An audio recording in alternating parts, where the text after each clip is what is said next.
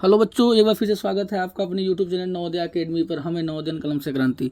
आज की इस वीडियो में हम कक्षा 10वीं प्रकाश चैप्टर के अंतर्गत अभ्यास के 8वें प्रश्न को डिस्कस करेंगे। आइए बढ़ते हैं 8वें प्रश्न की तरफ।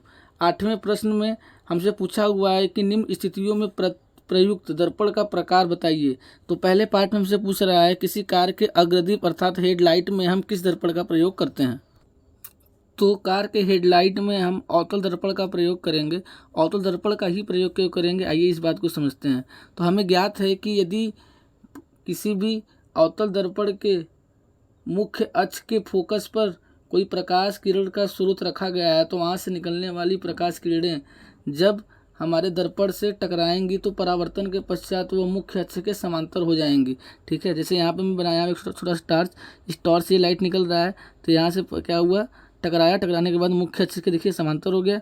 वैसे ही और प्रकाश की किरणें निकलेंगी, ऐसे जाएगा तो यहाँ टकराने के बाद फिर इससे क्या हो जाएगा, समांतर निकल जाएंगी। ऐसे जाएगा, यहाँ टकराएगा, टकराने के बाद फिर क्या होगा, समांतर निकल जाएंगे। ठीक है, तो इसलिए हम प्रयोग करते हैं। आइए लिखेंगे कैसे, ऐसे समझते हैं। तो कैसे लिखेंगे, किसी कार का अग्रदीप हेडलाइट में अवतल दर्पण का इस्तेमाल किया जाता है क्योंकि जब प्रकाश के स्रोत को अवतल दर्पण के मुख्य फोकस पर रखा जाए तो वह यहाँ शक्तिशाली नहीं है, तो वह मुख्य अक्ष के समांतर शक्तिशाली प्रकाश किरण उत्पन्न करती हैं। ठीक है, इसी के जस्ट ऊपर वाले पार्ट में हमसे क्या पूछा है, किसी वाहन के पार्श्व पश्च दर्पण के रूप में, ठीक है, बैक मिरर के रूप में हम किस दर्पण का प्रयोग करते हैं। तो वाहनों के पश्च दर्पण के रूप में हम उत्तल दर्पण का प्रयोग करते हैं। और क्यों प्रयोग करते हैं, इसके 3 कारण हैं। पहला कारण ये है कि उत्तल दर्पण बाहर की तरफ वक्रित होता है।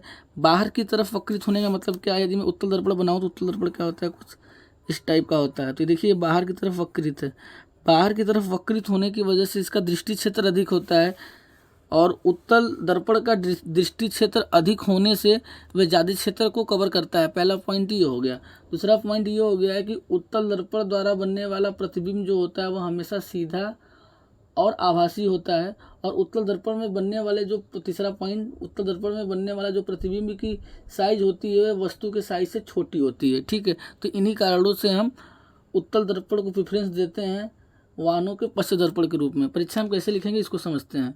तो कैसे लिख के आएंगे आप, किसी वाहन का पश्च दर्पण के रूप में उत्तल दर्पण का इस्तेमाल किया जाता है क्योंकि उत्तल दर्पण अपने सामने रखे किसी वस्तु का प्रतिबिंब हमेशा सीधा, आभासी तथा वस्तु के आकार से छोटा बनाता है तथा उत्तल दर्पण बाहर की ओर वक्रित होता है, इसलिए यह अधिक क्षेत्र को देखने में समर्थ बनाता है। ठीक है, और लास्ट पार्ट में हमसे पूछ रहा है कि सौर भट्टी में हम किस दर्पण का इस्तेमाल करेंगे। तो सौर भट्टी में भी हम पुनः अपने अवतल दर्पण को ही इस्तेमाल करेंगे और रीजन सेम वही है। ठीक है, जो हमारा फर्स्ट पार्ट में था।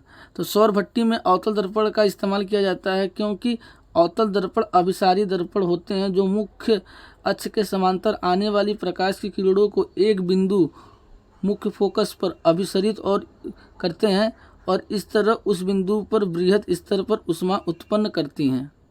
तो अवतल दर्पण के अभिसारी प्रकृति का मतलब क्या है, इसको समझते हैं। यदि मान लेते हैं कोई अवतल दर्पण है और ये इसका मुख्य अक्ष है और यहाँ पे इसका फोकस है, तो देखिए यदि मुख्य अक्ष के समांतर प्रकाश की किरणें आएंगी तो परावर्तन के पश्चात इस फोकस से गुजर जाएंगी।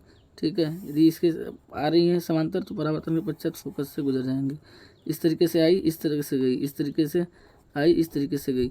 और देखिए जितनी भी प्रकाश की किरणें आ रही हैं परावर्तन के पश्चात इस बिंदु पे फोकस हो रही हैं। तो इस बिंदु पे फोकस होने का मतलब क्या हुआ, जितनी भी प्रकाश की किरणें आएंगी सूर्य की तो यहाँ पे फोकस होंगी, तो यहाँ पे फोकस होने की वजह से ज़्यादा ऊष्मा उत्पन्न करेंगी।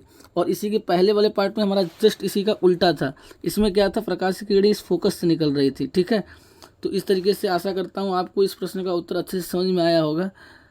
इसलिए मैं उम्मीद करता हूँ कि आप हमारे चैनल को लाइक शेयर और सब्सक्राइब करना नहीं भूलेंगे। Thank you.